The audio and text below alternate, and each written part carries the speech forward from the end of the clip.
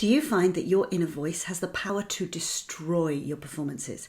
You might even find that that inner critical voice has got so loud it stopped you putting yourself out there at all. That's what happened to Liz. And today on the Courageous Performer podcast, with her permission, I'm sharing her truly inspiring story.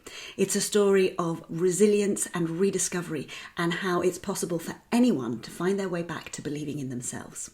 Hi, I'm Hattie Volker, founder of Find Your True Voice. And it's not just Liz's story, because it's the story of so many performers that I work with, whether they're public speakers, actors, dancers, or singers. And it's also my story. I gave up singing and performing for nearly 20 years. And it's possibly the reason I became a barrister in between, because once a performer, always a performer. And it was my inner critical voice that stopped me putting myself out there. So now it's my mission to help as many people as I can find their true voice and have the confidence to put it out there and reach people. If confidence is one of your issues and you struggle with it and would like some help, then email me at hattie@findyourtruevoice.co.uk. That's HATTIE@findyourtruevoice.co.uk. Tell me your story and I'll email you back with some ideas on how you can make that change. Now let's dive into Liz's story. For 30 years, Liz was a professional singer, captivating audiences with her powerful voice and her really, truly beautiful presence. She absolutely loved to sing and she loved to perform too. But then something happened. It was a moment that changed everything. After 3 decades of a thriving career, something happened on stage which she did not see coming. One evening, she was back on stage having been off for a while with a chest infection. And suddenly, in her second song, she completely lost her voice.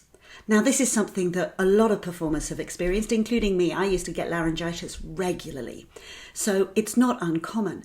However, it knocked Liz in a way that she couldn't have expected. The impact was huge, and she started experiencing a fear that became overwhelming. And the familiar excitement she usually felt about going on stage was suddenly completely overshadowed by this massive fear, a real fear of it happening again. She felt her confidence slip away, and a place that had always been a place of comfort, performing, which had been her space where she was truly herself, suddenly lost all that comfort and became a place of fear and a source of anxiety and doubt. The experience left Liz devastated. For the first time in her life, she felt herself doubting her abilities and fearing the stage. That critical voice, which she'd never really been aware of, suddenly became hugely loud and overwhelming. It became relentless. It told her she wasn't good enough, that she'd lost her touch. And that voice became her constant companion, making it impossible for her to perform with the same passion and confidence that she always had. Feeling overwhelmed, Liz took the difficult decision to step away from professional singing altogether. The stage that had once felt like home suddenly felt like a distant, intimidating place. She retreated, unsure if she'd ever have the confidence to return. Like me, she'd stopped performing altogether. This went on for years, with her confidence getting steadily worse and worse. Also, like me, the desire to sing and perform never left her. As I say, that's probably why I became a barrister, replacing one form of performance for another. Eventually, Liz found me, and from our very first conversation together, I could feel the depth of her passion and the weight of her fears. Liz was determined to overcome her struggles, and I was committed to helping her rediscover her voice and her confidence. Our work together began with the rebuilding of the foundation of her self-belief. We focused on identifying and calming the inner critical voice that had got out of control. As she went through the program, she began to understand why the voice had got so loud and how to let go of her fears. We shifted her mindset from one of doubt to one of self-compassion and strength. One of the key elements of the work we did with Liz was helping her to understand that the voice that was causing so many problems was actually trying to protect her. But instead of protecting her, it was keeping her small and afraid. This process was not just about technical skills. It was about rediscovering her joy of singing and remembering what she had to offer so that she could perform with enjoyment and feel comfortable and really communicate. I remember one particularly powerful session where she was singing a really emotional song. And as I watched her, I could see the transformation happening. She leant into the emotion, and for a moment it became overwhelming. But then the next time she sang, it was like she'd completely transformed. The fear had melted away, and suddenly there was a new confidence there. And a voice came out of her that I hadn't heard before. It was a breakthrough moment, a return to the Liz Walsh who had once commanded the stage with unwavering confidence. As Liz continued to work on her confidence, she made the courageous decision to return to professional singing.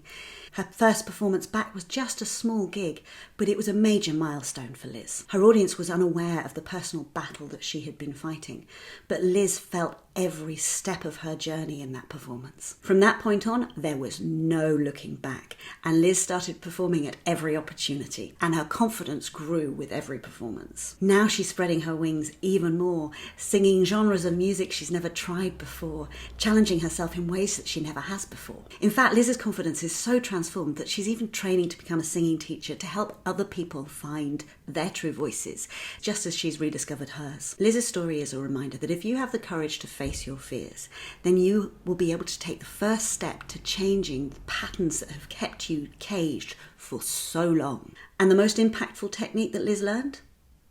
To be kind and respectful to herself. How the heck does that help you perform better? Well, that you'll discover in the next podcast when I will talk in depth about that technique. As I wrap up today's episode, I want to leave you with one thought, and that is that no matter how daunting the challenges you face, there is always a pathway through.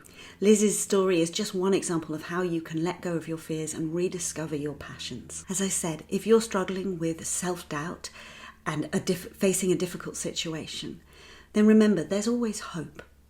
And if you'd like some help, simply email me at hattie@findyourtruevoice.co.uk. and I'll help you find a way forward. I know what it's like to lose all your confidence and stop performing. And I used to feel so upset about it that I wake in the night having dreamt about singing with tears in my eyes. So I know how hard it is, but I also know the joy of what happens when you do return to your passion and how much that can bring to your life. And if I can help you do that, I would love to do so. Thank you for joining me today and listening to Liz's inspiring story. I hope it has inspired you as much as it has me. As I said, next time we'll be looking at the technique that helped Liz the most, that technique of self-compassion and self-respect, and the reason it can help you as a performer, the reason it can actually transform the way you perform, not only how much you can communicate with the audience, but actually increase your skill in that performance. Thank you so much for listening. I'm Hattie Volker from Find Your True Voice.